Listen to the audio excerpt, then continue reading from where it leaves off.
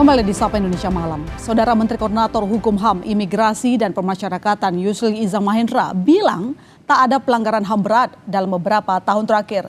Menurut Yusril, peristiwa 1998 tak termasuk pelanggaran HAM berat. Menurut Yusril, saat menjabat dulu, dirinya sudah membuat pengadilan HAM baik ad hoc maupun konvensional. Yusril bilang pelanggaran HAM berat mungkin terjadi zaman dulu atau kolonial atau masa perang kemerdekaan. Sebelumnya, pemerintahan Jokowi pada 11 Januari 2023 berdasarkan Komnas HAM menyebut ada 12 pelanggaran HAM berat, termasuk salah satunya peristiwa 98. Dr. Insinyur Airlangga Hartarto. Jadi sebenarnya kita tidak menghadapi persoalan pelanggaran HAM yang berat dalam beberapa tahun terakhir. Pelanggaran HAM sih, setiap kejahatan itu adalah pelanggaran HAM. Tapi tidak semua kejahatan adalah pelanggaran HAM yang berat. Pelanggaran HAM yang berat itu kan genocide, massive killing, ethnic cleansing, tidak terjadi dalam beberapa dekade terakhir ini. Mungkin terjadi justru pada masa kolonial, pada waktu awal perang kemerdekaan kita 1960-an. Tapi dalam beberapa dekade terakhir ini hampir bisa dikatakan kita tidak ada kasus-kasus pelanggaran HAM yang berat. Enggak. Prof, soal ini Ketua Komnas HAM Adnike Nova Sigiro berharap pemerintahan baru di bawah kepemimpinan Prabowo Gibran tetap berkomitmen menuntaskan kasus pelanggaran HAM di masa lalu.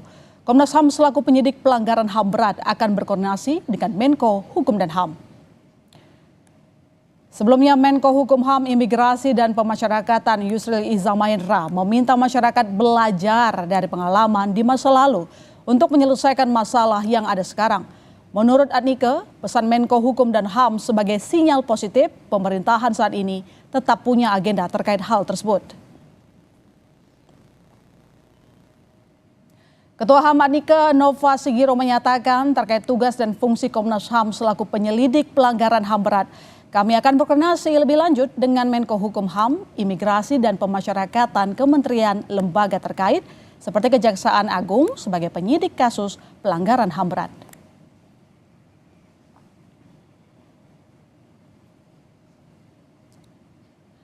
Sebelumnya pada awal 2023 negara mengakui dan menyesalkan pelanggaran hak asasi manusia berat pada 12 peristiwa yang terjadi rentang tahun 1965 hingga 2003. Dalam konferensi pers tentang pelanggaran berat HAM di Istana Merdeka 11 Januari 2023, Presiden Jokowi menyebut peristiwa 1998 sebagai salah satu pelanggaran HAM berat.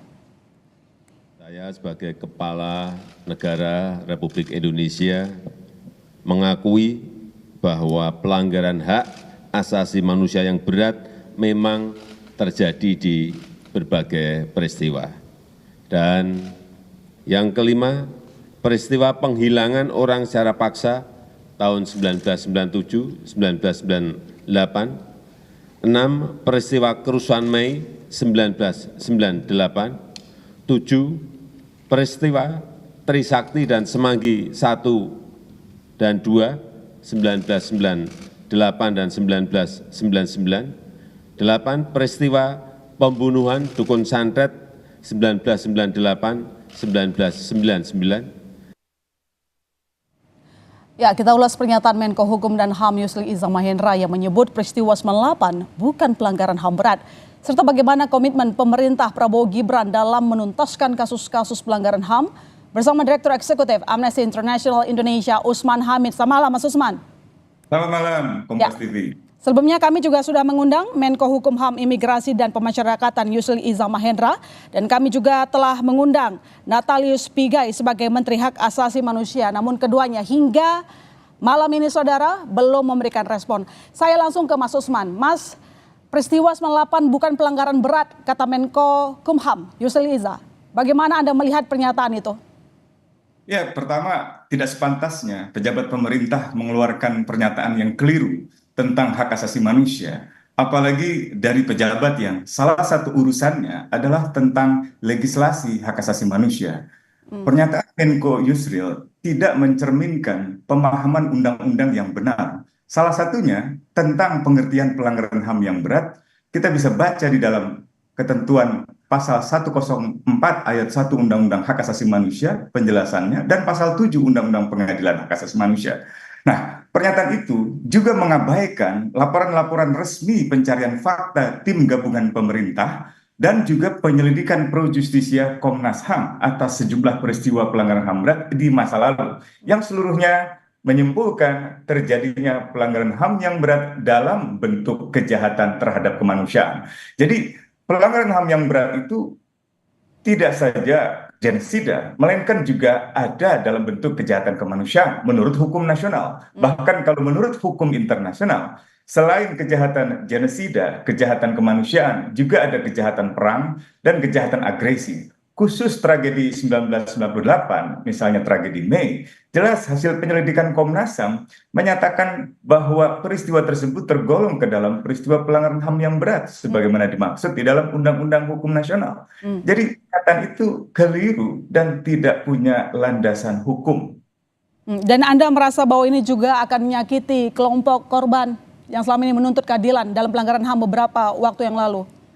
Tentu saja. Jadi pernyataan itu bukan saja tidak akurat secara hukum, tidak akurat secara historis, tetapi juga menunjukkan sikap dan mentalitas near empati, yang tidak punya empati pada korban, pada keluarga korban yang mengalami peristiwa itu di masa lalu, termasuk pada mereka yang bertahun-tahun menyuarakan agar negara menegakkan hukum dan keadilan. Tragedi Mei 1998, termasuk di dalamnya perkosaan terhadap perempuan Tionghoa, penyerangan terhadap rumah-rumah Tionghoa, terbakarnya anak-anak miskin di pusat-pusat perbelanjaan, sampai dengan misalnya penembakan mahasiswa di Universitas Trisakti dan juga penculikan aktivis yang menjadi saksi di dalam tragedi Mei, jelas menyisakan luka yang sangat dalam di dalam keluarga-keluarga mereka. Jadi pernyataan itu keliru secara hukum dan tidak beretika dan tidak bersimpati pada keluarga korban yang mengalami penderitaan itu di masa lalu. Gitu. Mas Usman, kalau Anda mengatakan bahwa Yusril itu keliru, kita tahu dia bukan orang baru di dunia hukum. Jadi apa tandanya ini? Apa sinyalnya? Apakah ini merupakan sebuah sinyal seperti amnesti melupakan masa lalu?